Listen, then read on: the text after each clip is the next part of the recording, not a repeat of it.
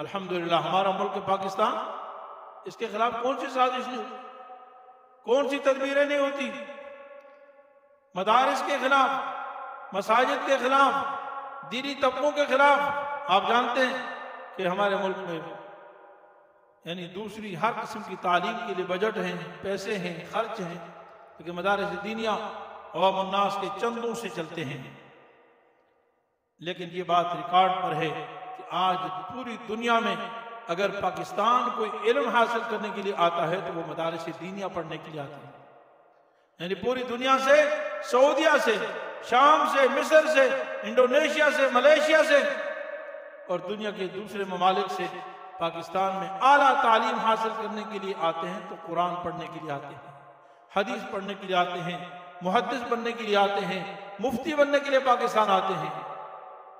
اور جس چیز کے لیے ہمارے سارے پیسے، سارا بیت المال کا فنڈ، بجٹ خرچ ہوتا ہے اسکول کے لیے، کالج کے لیے، سائنس کے لیے، ٹیکنالوجی کے لیے، طب کے لیے، میڈیکل کے لیے، وہاں ہمارے ملک کی ڈگری سب سے نیچے ہے۔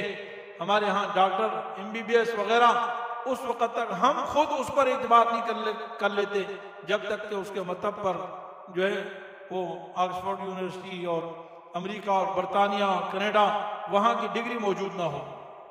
ہمارے بچے تعلیم حاصل کرنے کے لیے باہر جاتے ہیں، انگریزی تعلیم کے لیے، ڈاکٹری کی تعلیم کے لیے، میڈیکل کے لیے، سائنس کے لیے باہر جاتے ہیں۔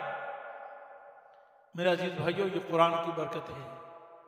ہر زمانے میں قرآن کو مٹانے کی فکر کی جاتی ہے، ملک پاکستان کی ہر خلاف ہر طرح سے تدبیریں ہوتی ہیں، لیکن آج یہ پاکستان محفوظ ہے۔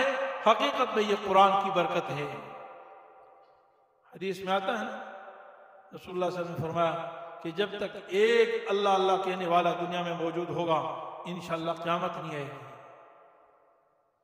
اور یہ وہ عظیم لوگ ہیں، یہ وہ عظیم طبقہ ہے علماء کا، طلباء کا، قرآن پڑھنے والوں کا، کہ یہ صرف دن میں 1-2 گھنٹے نہیں پڑھتے بلکہ صبح سے لے کر رات کے اندھیرے تک قرآن پڑھتے رہتے ہیں۔ ماشاءاللہ آپ کسی بھی مدرسے میں چلے جائیں، صبح تہجد میں قرآن پڑھنا شروع کرتے ہیں اور پھر پورا دن قرآن پڑھتے ہیں، اور رات کے 8-10 بجے تک، 9-10 بجے تک، 11 بجے تک اللہ کا قرآن پڑھا جا رہا ہے۔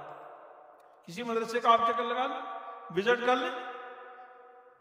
یہ وہ عظیم طبقہ ہے جن کے بارے میں اللہ کا قرآن جناب سرکار دو عالم محمد رسول اللہ صلی اللہ علیہ وسلم کو حکم دیتا ہے، وَاصْبِرْ نَفْسَكَ مَعَ الَّذِينَ يَدْعُونَ رَبَّهُمْ بِالْغَدَاةِ وَالْعَشِيِّ يُرِيدُونَ وَجْهَهُ۔